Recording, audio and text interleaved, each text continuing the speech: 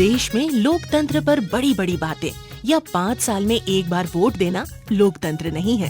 संसद से लेकर सुदूर गांव तक जब सामूहिक निर्णय और नेतृत्व से कोई काम संचालित होता है तो वही जमीनी लोकतंत्र है।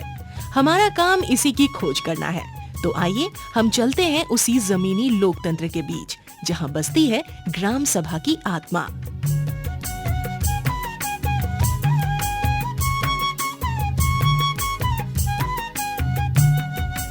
भारत के जनजातीय क्षेत्रों की शासन व्यवस्था को सुनिश्चित करने के लिए संविधान में कई प्रावधानों का जिक्र है और उन प्रावधानों में सबसे महत्वपूर्ण है पेशा कानून। पेशा कानून के तहत ग्राम सभा को विशेष जिम्मेदारियां एवं शक्तियां प्रदान की गई है, लेकिन इन जिम्मेदारियों और शक्तियों का निर्वहन ग्राम सभा सिर्फ अपने बूते पर नहीं कर सकती है। इन सब चीज़ों को करने के लिए हमें चाहिए एक सशक्त नौकरशाही का, जो कि अपनी ड्यूटी अक्षरांश नियम के हिसाब से कर पाए। तो चलिए आज हम आपको सरकार के उन पदाधिकारियों से बात करवाएंगे जिन्होंने अपनी ज़िंदगी के कई महत्वपूर्ण साल गांव में रहकर, लोगों के बीच में रहकर काम किया है। आज हमारे साथ दो महत्वपूर्ण मेहमान जुड़ रहे हैं। सबसे पहले जुड़ रहे हैं हमारे साथ श्री रणेंद्र कुमार, जो कि डॉक्टर रामदयाल मुंडा जनजातीय कल्याण शोध संस्था के निदेशक हैं। श्री रणेंद्र अपनी नौकरी की शुरुआत एक प्रखंड विकास पदाधिकारी के रूप में किया और अभी कुछ दिन पहले ही भारतीय प्रशासनिक सेवा से सेवानिवृत्त हुए हैं और फिलहाल झारखंड में पेशा को ज़मीनी स्तर पर उतारने के लिए काम कर रहे हैं। हमारे दूसरे मेहमान हैं श्री रविंद्र कुमार गुप्ता, जो कि बसिया प्रखंड के विकास पदाधिकारी हैं। तो चलिए सबसे पहले हम श्री रणेंद्र जी से बात करते हैं।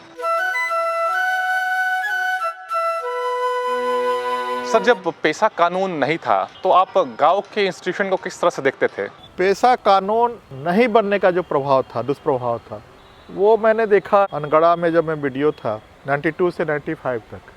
तो उस समय चुनाव बंद करा दिया गया था कि चुनाव नहीं होगा इस इलाके में, वो तो था। लेकिन जो 14 साल 15 साल पहले जो मुखिया चुने गए थे, प्रमुख चुने गए थे, वो काम कर रहे थे। और स्थिति ये थी कि नालंदा से एक सज्जन जो है वो आए थे शिक्षक बन के अनगढ़ा के इलाके में, और वो व्यक्ति उप प्रमुख था हमारा। एक सिकिंदरी के पास गाँव था जहाँ एक परिवार राजपूत का था, वही व्यक्ति वहाँ के मुखिया थे। तो अगर लोकतंत्र का मतलब यही है कि जो वर्चस्वशाली व्यक्ति है बुद्धिमत्ता से या बाहुबल से या धन बल से वही जनता की आवाज़ को ले जाके वहाँ रखेगा, तो ये बड़ा गड़बड़ था। ये उससे हो क्या रहा था कि जो हमारे ट्रेडिशनल प्रधान थे, हुंडरू के पास वाले इलाके में मानकी साहब थे, 24 गाँव के प्रधान थे, लेकिन उनकी आवाज़ नहीं थी। लेकिन मुखिया तो थे, लेकिन जो हमारे प्रमुख साहब थे नालंदा जिला से आए थे, बहुत वोकल थे, वही सारी बात बोलते थे अपनी। तो ये जो परंपरागत हमारी जो हजार साल की जो स्वशासी व्यवस्था थी, तो उस पंचायत चुनाव का वो ध्वस्त हो गई थी।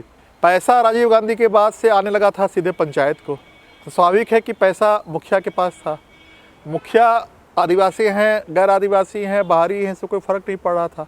चूँकि पैसा उनके पास है, उनके माध्यम से ही काम होना है, उनके माध्यम से ही चापाकल और कुआँ खोदा जाना है, उनके माध्यम से ही गांव की गलियां बननी है, खेत का समतलीकरण होना है। तो गांव का मुंडा, गांव के 20 गांव के मानकी साहब किनारे, वो जो बाहरी हमारा मुखिया बन गया है, वही वो सब संचालित कर रहा था। तो उस चुनाव ने जो बिना पेशा एक्ट के कारण निर्वाचन की प्रक्रिया हुई थी, चुना गया था, उसने यहाँ के स्वशासी व्यवस्था को ध्वस्त करने में, उसके जड़ में मट्ठा डालने में बहुत बड़ी भूमिका निभाई थी।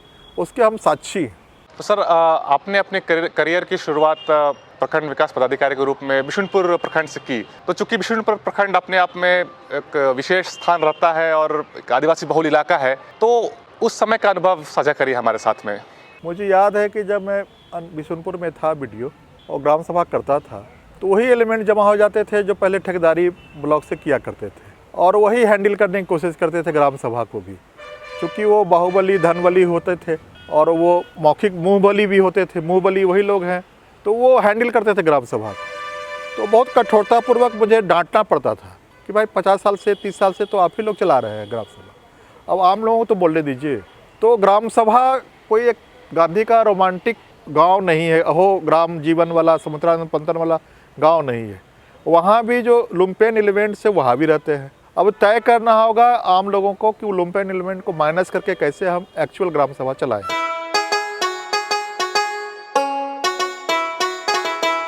तो अब हम इस शो के दूसरे मेहमान के पास जाते हैं, श्री रविंद्र जी के पास। तो रविंद्र जी, अगर गांव में अगर ग्राम सभा मौजूद नहीं होती है तो आमतौर पे किस तरह की समस्याओं को सामना करना पड़ता है? अभी की स्थिति में क्या है ना कि जो लोग हैं वो अपनी योजनाओं को देख रहे हैं कि मुझे लाभ मिल रहा है कि नहीं, दुनिया में क्या हो रहा है या गांव में क्या हो रहा है उससे उसको उतना फर्क नहीं पड़ रहा है, जिसके कारण जो मिडिल मैन आप बोल रहे हैं वो फ़ायदा उठा लेते हैं। अब होता है क्या कि हमारे भी जैसे काम है गांव में है, अगर ग्राम सभा उतने सशक्त नहीं है या फिर उतने ग्राम पंचायत के प्रतिनिधि उतने सशक्त नहीं हैं तो पता नहीं चल पाता कि रियल में ग्राम में क्या प्रॉब्लम है। जैसे जनरली हम लोग कोशिश करते हैं कि अगर बहुत सारा लोग ऐसा है कि जैसे मान लीजिए कुछ गाँव में मान लीजिए पेंशन की योजना को लागू करना है, अगर कोई 10, 20, 50 फॉर्म लेकर के आ रहा है तो पहला क्वेश्चन हमारा होता है भैया आप क्यों लेकर आए इतना सारा, पब्लिक को आनी चाहिए थी, आप ला रहे मतलब अगर कोई आ रहा है ऐसे ही उसको ना वो जनप्रतिनिधि है, अगर थर्ड पर्सन कोई आ रहा है तो मतलब उसका कोई इसमें इंटरेस्ट होगा।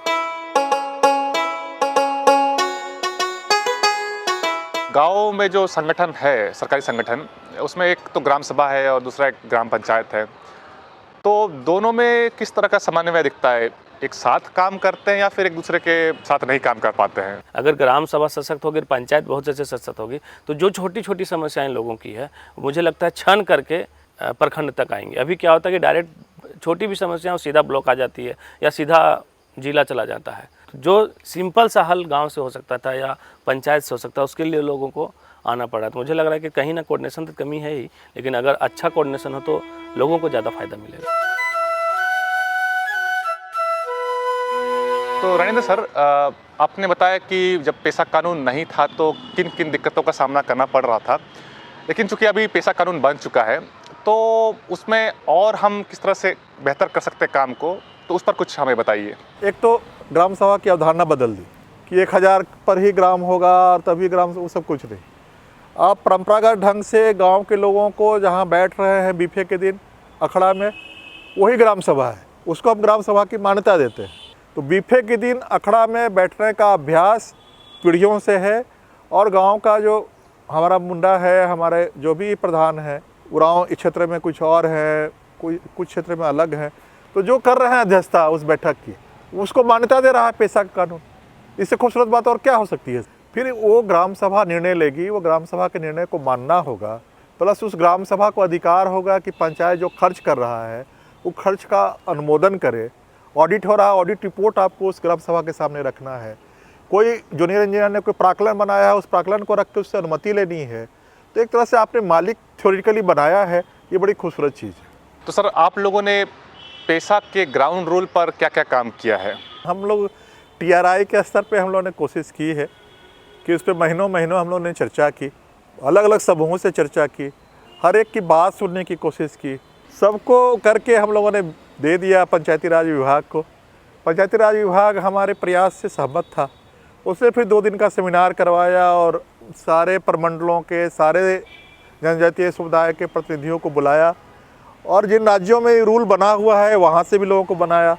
जो एक्टिविस्ट उस रूल बनाने में लगे हुए थे उनको भी बुलाया, उनकी बातें सुनी गई, दर्ज की गई, रखी गई हैं। तो कदम बर कदम आगे बढ़ रहा है लोग। तो सभी दर्शकों को ये बता दें कि जब भी केंद्र सरकार कोई नियम बनाती है तो उसके आलोक में राज्य सरकार को ग्राउंड रूल्स बनाना पड़ता है, जिसके तहत वो जो कानून है वो ज़मीन पर उतरता है। जनरली ये 1 साल के अंदर हो जाना चाहिए, लेकिन दुर्भाग्य की बात है कि झारखंड में 1996 के बाद अभी तक पेशा का कोई भी ग्राउंड रूल नहीं बन पाया है। तो सर, ये पेशा का जो ग्राउंड रूल अभी बन रहा है उसमें बहुत सारी टेक्निकल बातें हैं जो कि गांव वालों को किस तरह समझाया जा पाए, इस पर बहुत संशय है। तो इस तरह का कुछ उदाहरण है कुछ अन्य राज्य में जहां पर उन्होंने ग्राउंड रूल बनाया और गांव वाले बहुत बखूबी समझ पाए उस टेक्निकल एस्पेक्ट को? केरल ने ग्राम सभा को सशक्त किया है। उसने क्या किया है कि उनके यहाँ जो लिटरेसी रेट बहुत है और बहुत सारे रिटायर्ड इंजीनियर, जूनियर इंजीनियर्स उनके यहाँ है, तो उन्होंने क्या किया है कि रिटायर्ड जूनियर इंजीनियर्स को जोड़ लिया है अपने ग्राम सभा के साथ। उस ढंग से रिटायर्ड जो अकाउंट्स का जानकार है उसको जोड़ लिया है, क्योंकि जो एस्टिमेट बनाते हैं इंजीनियर्स, उसकी जो भाषा होती है, उसके जो स्टाइल होता है, वो सामान्य व्यक्ति उसको पढ़ नहीं सकते। जैसे डॉक्टर का प्रिस्क्रिप्शन वो दवा के दुकान वाला ही पढ़ता है, उन्हें इंजीनियर लोग का बनाया हुआ प्राक्कलन इंजीनियर लोग ही बनता है। उस ढंग से जो ऑडिट रिपोर्ट आता है वो भी इतना डिटेल्स होता है कि एक सामान्य आदमी का ये नहीं है कि उस ऑडिट रिपोर्ट को, लेकिन सबको ग्राम सभा से स्वीकृत होना है। तो केरल ने इसका रास्ता निकाला है कि उसने जोड़ लिया है अपनी ग्राम सभा के साथ किसी न किसी इंजीनियर्स को रिटायर्ड और किसी न किसी अकाउंटेंट को। हमारे यहाँ कोई ऐसी बहुत अंधकारपूर्ण स्थिति नहीं है। हमारे यहाँ शिक्षक बड़ी संख्या में रिटायर्ड हैं।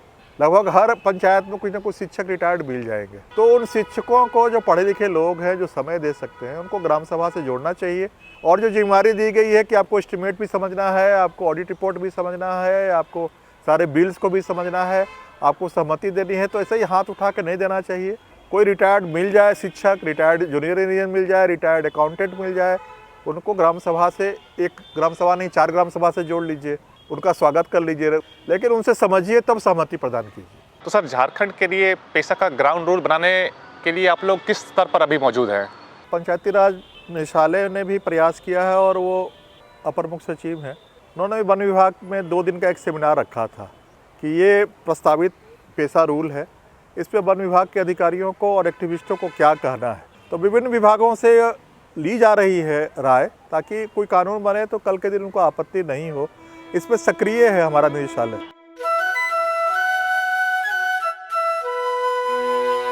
तो रविंद्र सर, चूँकि आप बहुत सालों से इस क्षेत्र में काम कर रहे हैं, तो आपको क्या लगता है कि ग्राम सभा को अपना कार्यभार चलाने के लिए उनको रेवेन्यू कहाँ से जनरेट होगा?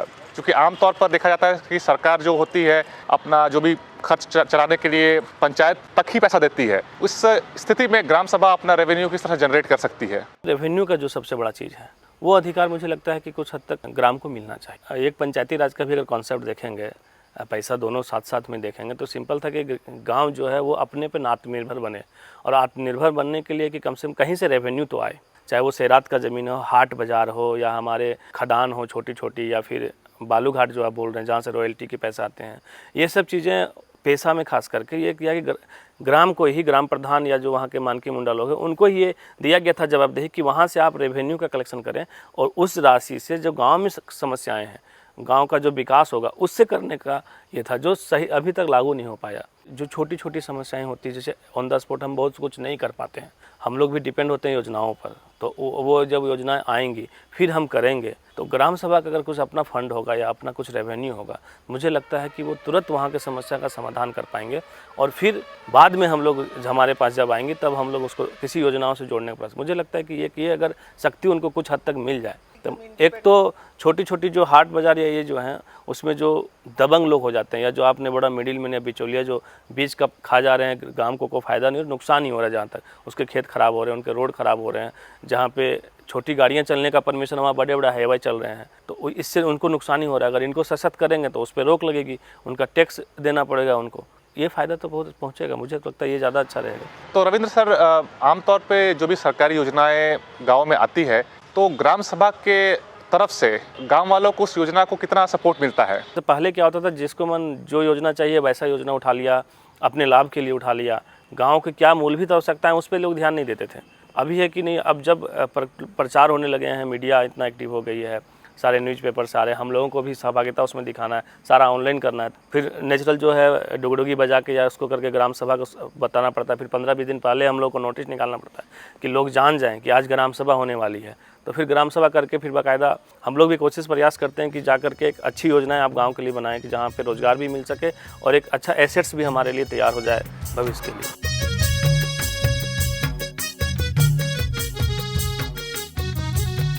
तो आप दोनों ने इतना महत्वपूर्ण समय निकालकर हमारे बीच में इतनी महत्वपूर्ण जानकारियाँ दी, इसके लिए आप लोग दोनों को बहुत बहुत धन्यवाद।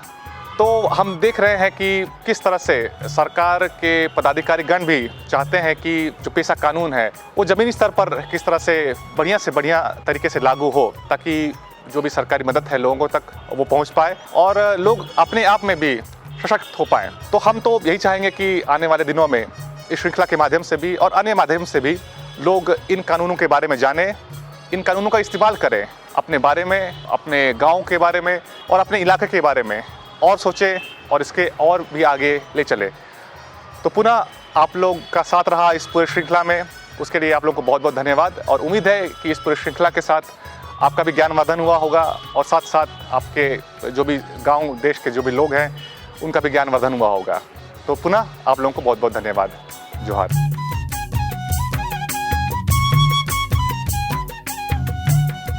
सामूहिक निर्णय लेने की ये प्रक्रिया जब सुदूर ग्रामीण अंचल तक पहुंचता है तो ये लोकतंत्र की सफलता है। यही जमीनी लोकतंत्र है। गांव ने इस लोकतंत्र को किस तरह बचाया और संभाला है, ये हमें झारखंड के गांवों में देखने को मिलता है।